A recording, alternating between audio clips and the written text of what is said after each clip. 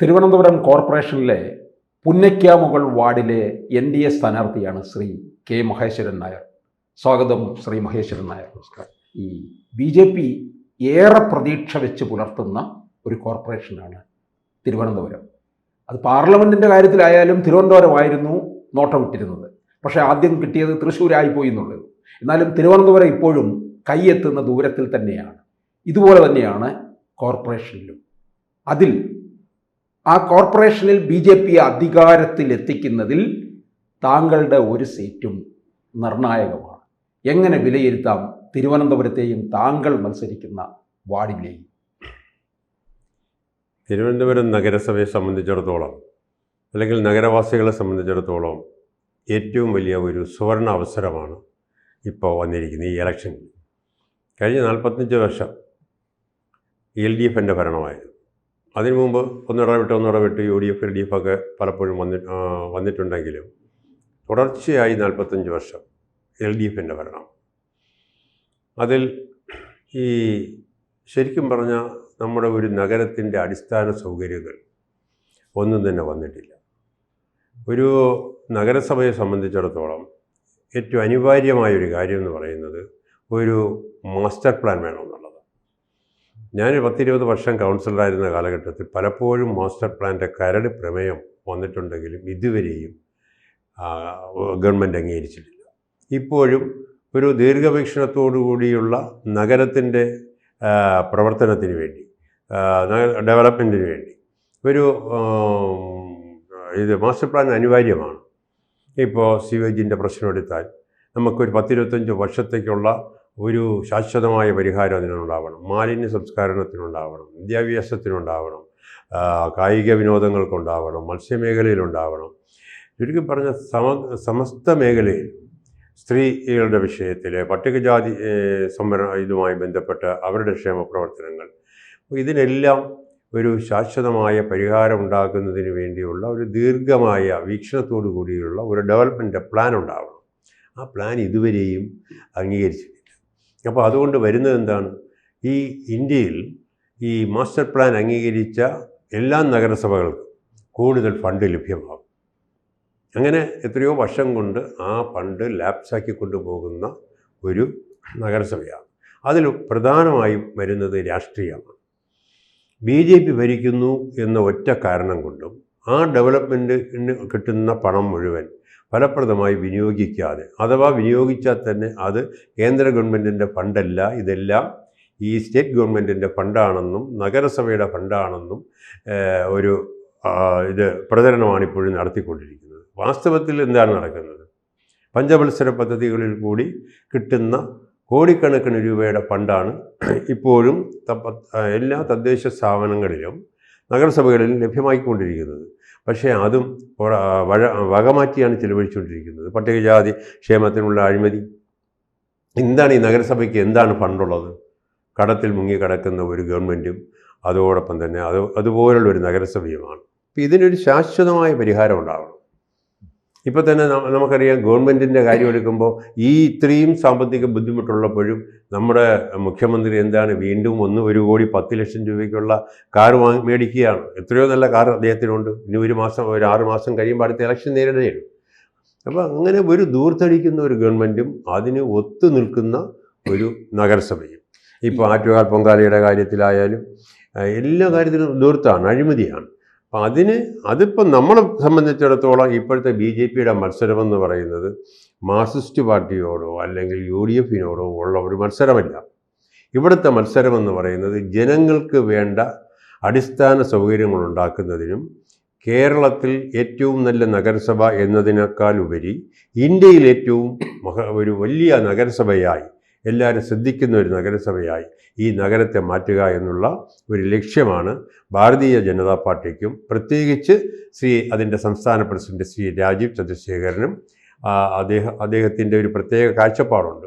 അതിനോടൊപ്പം തന്നെ മുൻ സംസ്ഥാന പ്രസിഡന്റുമാരായ K. സുരേന്ദ്രൻ, അതുപോലെ V. മുരളീധരൻ, അത് എല്ലാവരും അതിനോടൊപ്പം നിൽക്കുന്നു. ഒരൊറ്റക്കെട്ടായിട്ടാണ് കേരളത്തിൽ ഇപ്പോൾ ഇതിനെ നേരിടുന്നത്.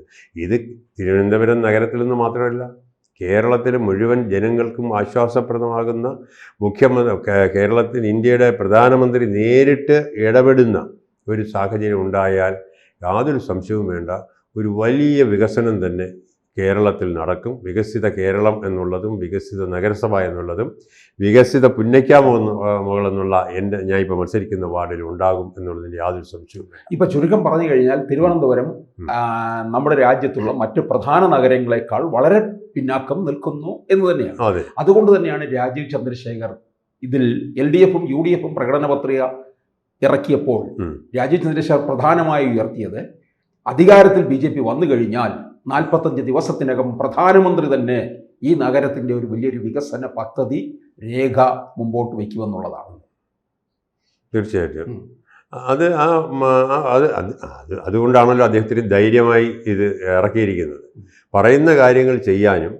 ഇപ്പോൾ ഉദാഹരണത്തിന് പുന്നയ്ക്കാമുകൾ വാർഡ് ഏറ്റവും ഒരു എന്താ പറയുക, ഒരു പഞ്ചായത്തിൻ്റെ ഒരു രീതിയാണ് അവിടെ ഞാൻ 2 പ്രാവശ്യം മുഴുവൻ വീടുകളും കയറി ഇറങ്ങി. എനിക്ക് പരിചയമുള്ളൊരു പ്രദേശം കൂടെയാണ്.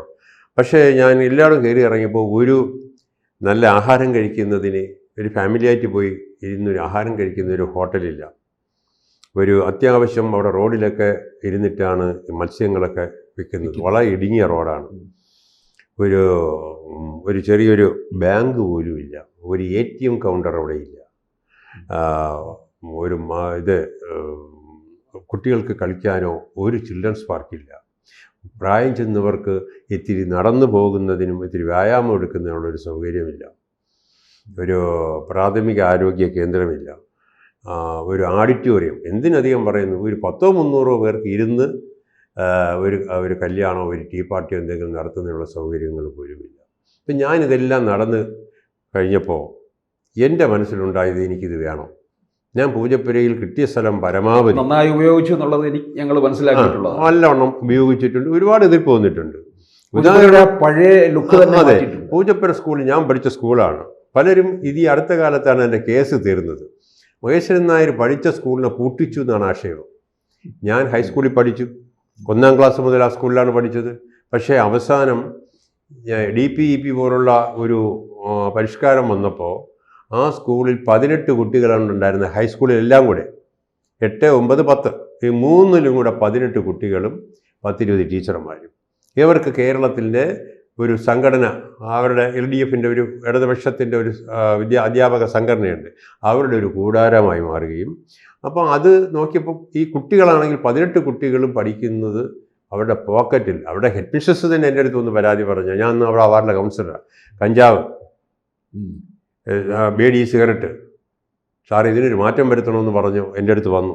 ഞാൻ എല്ലാ റെസിഡൻസ് അസോസിയേഷൻ നാട്ടുകാരെയും വിളിച്ചപ്പോൾ അവിടുത്തെ LDFുകാർ തന്നെ പറഞ്ഞു, ഇത് പറ്റത്തില്ല, ഈ സ്കൂളിൽ അങ്ങനെ ഒരു യോഗമൊന്നും കൂടാൻ പറ്റത്തില്ല, അത് നമ്മൾ തീരുമാനിക്കും എന്ന് പറഞ്ഞിട്ട് CPMൻ്റെ ഈ 18 പേരുടെയും കൂടെ ചേർന്നൊരു PTA സംഘടന ഉണ്ടായിരുന്നു.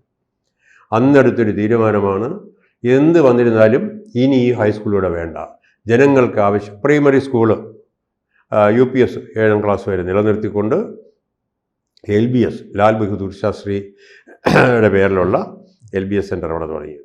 ആ LBS സെൻറ്റർ കേരളത്തിലെ ആദ്യത്തെ വനിതാ എഞ്ചിനീയറിംഗ് കോളേജ് അവിടെ സ്ഥാപിക്കാൻ എനിക്ക് കഴിഞ്ഞു. എനിക്കെന്ന് വെച്ചാൽ ഞാൻ മാത്രമല്ല, ഒരു കോർപ്പറേഷനിലെ ഒരു കൗൺസിലർക്ക് എങ്ങനെ കഴിഞ്ഞു എന്ന് പലരും ചോദിക്കാം. പക്ഷേ എൻ്റെ മനസ്സിൽ ഉദിച്ച ഒരു വാശിയാണ്. ഈ 18 കുട്ടികളുടെ ഭാവി പോവുകയാണ്. അതോടൊപ്പം എത്രയോ കുട്ടികളുടെ ഭാവി പോകുന്നു. ഈ അധ്യാപകർ അവരുടെ ഒരു സംഘടനയ്ക്ക് വേണ്ടിയുള്ളൊരു ഓഫീസാക്കിയാണ് പൂജപ്പുര ഹൈസ്കൂളിൽ മാറ്റിയിരുന്നത്. ഇന്ന് കേരളത്തിലെ ഏറ്റവും കൂടുതൽ വനിതകൾക്ക് വളരെ വിശ്വാസപൂർവ്വം പഠിക്കുന്ന കുട്ടികൾക്കുള്ള ഒരു വലിയൊരു എഞ്ചിനീയറിംഗ് കോളേജായി മാറി. ആ പ്രദേശത്ത് നിന്ന് എത്രയോ കുട്ടികൾ അവിടെ, ആ പ്രദേശത്തുള്ള ഇപ്പോൾ 18 എന്നുള്ളതല്ല, കുറഞ്ഞൊരു 10-200 കുട്ടികളെങ്കിലും അവിടെ പഠിക്കുന്നുണ്ട്. കേരളത്തിൽ നിന്നല്ല, കേരളത്തിന് വെളിയിലുള്ള കുട്ടികൾ അവിടെ പഠിക്കുന്നുണ്ട്. അപ്പോൾ ആ രീതിയിൽ അതിന് മാറ്റിയെടുക്കാൻ കഴിയും. പൂജപ്പുര പാർക്ക് ചെയ്തപ്പോൾ എനിക്ക് ഒരുപാട് എതിർപ്പുണ്ടായിരുന്നു. ഓഡിറ്റോറിയം ചെയ്തപ്പോൾ എതിർപ്പുണ്ടായിരുന്നു. ക്ഷേത്രവുമായി ബന്ധപ്പെട്ട് കാര്യങ്ങൾ ചെയ്തപ്പോൾ എതിർപ്പുണ്ടായിരുന്നു. എന്തിനധികം പൂജപ്പുര മണ്ഡപം ഇതുവരെ ചരിത്രത്തിൽ ആരും കെട്ടിയടച്ച് ഓഫീസാക്കിയിട്ടില്ല. നവകേരള യാത്രയുടെ പേരിൽ ആ മൈതാനം ഉപയോഗിച്ചപ്പോൾ, മൈതാനം ഉപയോഗിക്കാം, എല്ലാ രാഷ്ട്രീയ പാർട്ടിക്കാരും ഉപയോഗിക്കാറുണ്ട്, അവിടെ ഓഡിറ്റോറിയം ഉപയോഗിക്കാം, മണ്ഡപത്തിൻ്റെ ഫ്രണ്ടിലുള്ള തിരുമുറ്റം മുഴുവൻ ഉപയോഗിക്കാം, പാർക്ക് ഉപയോഗിക്കാം, റൗണ്ട് പാർക്ക് ഉപയോഗിക്കാം. പക്ഷേ നമ്മുടെ മേയർ ജനിച്ചു വളർന്ന ആ പ്രദേശത്താണ്, ആര്യ രാജേന്ദ്രൻ. ആര്യ രാജേന്ദ്രനും അവിടുത്തെ മാർക്സിസ്റ്റ് പാർട്ടിയും ചെയ്തത് അതിനെ കെട്ടിയടച്ച് രാജാക്കന്മാരുടെ, അതായത് നൂറ്റാണ്ടുകൾക്ക് മുമ്പ് അവിടെ ഒരു ആചാരപ്രകാരം വെള്ളിക്കുതിരയിൽ കുമാരസ്വാമിയെ എഴുന്നള്ളിച്ച് അവിടെ കൊണ്ടിരുത്തി അഭിഷേകം ചെയ്യുന്ന മണ്ഡപത്തിനകത്തുള്ള ചെറിയ മണ്ഡപം, അതിലാണ് അഭിഷേകം ചെയ്യുന്നത്. ഈ സരസ്വതി ദേവി ക്ഷേത്രത്തിൽ അവിടെ ഈ കനകസഭാ പൂജ നടത്താറുണ്ട്. ആ കനകസഭയ്ക്ക് വളരെ പവിത്രമായൊരു താന്ത്രിക വിധി പ്രകാരം ചെയ്യുന്നതാണ്. അവിടെ ആരും നാട്ടുകാർ കയറിയിരിക്കാറില്ല. അവിടെ എല്ലാ മതവിഭാഗങ്ങൾക്കും കയറി കസേരയിൽ ഇരുന്ന് അവിടെ ഇരിക്കാനുള്ള എല്ലാ സൗകര്യമുണ്ട്. പക്ഷേ അതിനെ കെട്ടിയടച്ച് പാർട്ടി ഓഫീസാക്കി മാറ്റി വെറും ഒരു ദിവസത്തേക്ക് വേണ്ടിയാണ്. അതിനകത്ത് കയറി ചവിട്ടി മേദിച്ച് അത് ആ വിശ്വാസത്തിനെ തകർക്കുന്ന രീതിയിലാണ് ഈ ആര്യ രാജേന്ദ്രനും കൂട്ടരും ശ്രമിച്ചുകൊണ്ടിരുന്നത്. അപ്പോൾ എന്തായാലും ഒരു മാറ്റം തിരുവനന്തപുരത്തിന് പിന്നെ LDA അധികാരത്തിൽ വന്നാൽ ഉണ്ടാകും എന്നുള്ള കാര്യം കൂടെ ഞാൻ സൂചിപ്പിക്കാം. നമ്മുടെ ആ പ്രദേശത്ത് ഞാൻ പറഞ്ഞു വന്നത് ഏറ്റവും അവികസിതമായ ഒരു പ്രദേശമാണ് പുന്നക്കാമുകൾ. കഴിഞ്ഞ 5 വർഷം കുറേ കാര്യങ്ങൾ ചെയ്തിട്ടുണ്ടെന്ന് ചോദിച്ചാൽ അതിന് മുമ്പൊന്നും ചെയ്തിട്ടില്ല. ഇപ്പോൾ